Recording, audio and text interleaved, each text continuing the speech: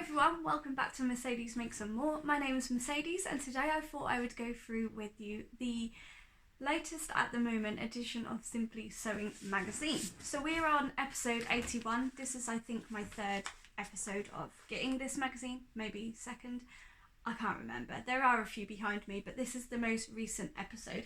So episode 81 of Simply Sewing magazine. This is the front cover, and of course I've already flicked through and had a look and found my favourite sort of projects that I'm interested in doing and some of the more feature pages. So in here you get, in this particular magazine, I'm subscribed to this. I paid £10 for 6 months, which is an absolute steal, of course.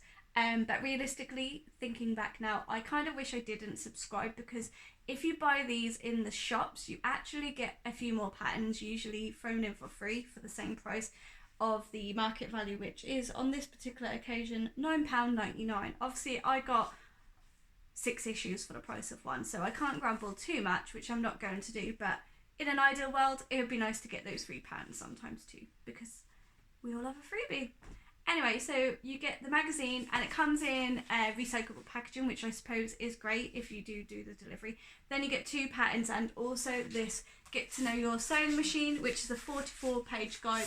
And this sort of flicks through in a bit more detail on your maintenance of the machine, the needles in the machine, your bobbins, presser foots and tensions and threading. I have had a quick flick through. I do think there's also like some sewing projects in here as well, just to get you started. And yeah, I will have a better look in here because I want to do some investigating on my machine with my buttonholes and definitely putting in zips and stuff. But that is the book you get included. As I say, 44-page book.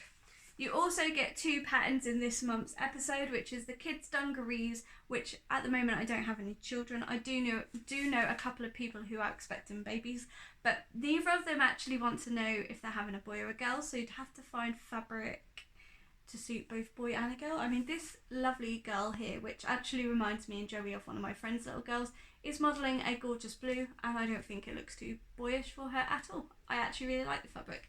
And then you also get the Amelia set, which is a pattern exclusive from Sew Girl, and it's in sizes 8 to 22, which isn't a too bad size range. I know a lot of companies at the moment are actually going up to 34, 36, which is fantastic for bigger ladies. I am on the smaller spectrum of the pattern sizes. Some of the patterns that you get in magazines don't actually cater for my size. I'm 6 to 8 borderline, depending on the patterns and the finished garment sizes, etc. This one has, this here has a waist tie for the belt anyway, so you can sort of cinch it in, so an 8 probably will be fine. I will check finished size measurements, etc. And this one has like a neck gather detail and a tie as well. You also have like a elasticated sleeve finish. So the size chart doesn't actually explain the finished garment sizes. There may be more information on the inside, but I haven't delved in enough to find out. But it does give you a bit more information on the back tie detail there, which is quite nice. And as I say, this is from a girl, this is from a company called Sew Girl, and she has a full range of patterns at sewgirl.co.uk. And this is the Amelia. This one was founded by Me Made Patterns, and as I say, I don't have any children right now. I could keep it for when I do have children. I guess it's 1 month to 10 years, which is a great range. This, I guess, I could make up for my niece if I found a fabric that she might enjoy as well. So, you know, there's swings and roundabouts. She's going to be 7 in a couple of days, so there's always that. So that's what you got included within the magazine. So the front cover, you do have the pattern Amelia set. You have a couple of expert guides in certain zips, which is one of my feature pages this month. Embroidery tips. I'm not a big embroiderer, and it's not really something that tickles my fancy at the moment. It might change in the future, but for right now, I'm not really too fussed on embroidery. But there is a really, really cute embroidered sort of section in here, and I do really like the pattern on it. It's just not something that I'm really that interested in. Obviously, you've got your feature on the Sewing Bee. Who is watching the Sewing Bee? First year I've ever watched it, and I'm thoroughly enjoying it. I need to catch up on the latest episode, but I was on the early that evening, well, the day after that evening, so I had to be in bed. And there's also a patternless jersey dress that you can make. So it says here, sunny days, style updates, home inspiration, fresh prints for spring. There's some really great fabric choices in this month's episode, and there are 6 practical projects for your sewing room. At the moment, I'm quite lucky to have this room for my sewing / beauty area, just getting ready area. I've got everything that I own in here, so clothes, sewing stuff, makeup, beauty. I've got an ensuite over there. I'm quite fortunate. We do think that when we do have children, this is going to become our room, and the baby / child will have the room that we're in right now, and we'll keep the gym as is. But we'll see. I'm not pregnant at the moment, so there's no hurry there. I just wanted to show you a couple of my feature pages. I really like the social media page in this, in all of these magazines. It's a really good idea to see what other people are making, get inspiration from real life people, and just to see what people are up to. So one of my feature pages this month is this inserting zips section, because it's a workshop on how to insert zips correctly. And I really enjoyed sort of having a skim through to learn a bit more about how to insert the zips. I think, if I'm not mistaken, yeah, there's different zips to insert in this workshop as well.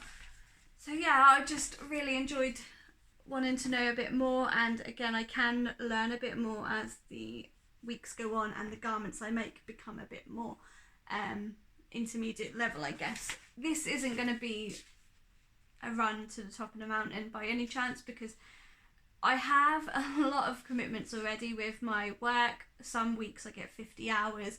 Then I also help my brother on occasions and my mum and dad on occasions with their own businesses. So this isn't going to be a run and you can finish up really quickly. This is going to be in it for the long haul. So another thing that really caught my eye this month was this is the patternless dress with jersey. So you can make a neckband, hem it up. Hemi sleeves is 2 pattern pieces essentially with a neckband and a waist tie, and it's a comfy and chic, make a super simple and stylish patternless dress from Porty Lorry. Wear it loose and casual or cinched in at the waist with a waist tie. Sorry, the lighting's gone really crazy there. And no pattern is needed. It goes through step by step how to make this dress. So on the next page you do have the pictures and pattern guides and all of the information that you need to make it. So yeah, I really enjoyed reading that one, and it's definitely going to be something I take away and do.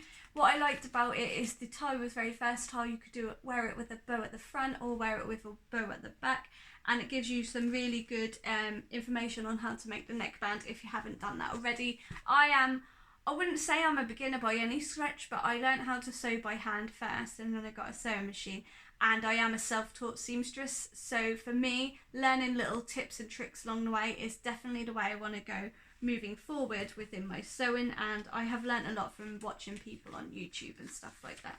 The sun is really bothering me right now.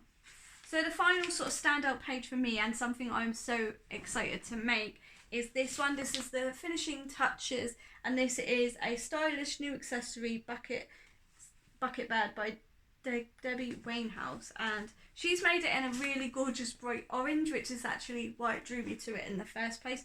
But you don't need a pattern, it just shows you what to cut out and how to cut out, etc., and then the steps on how to make it. It's only a 1-page guide, so it's not too big a job, and then there's lots of interviews in here. There's an article on the sewing bee, which I've already read and really enjoyed.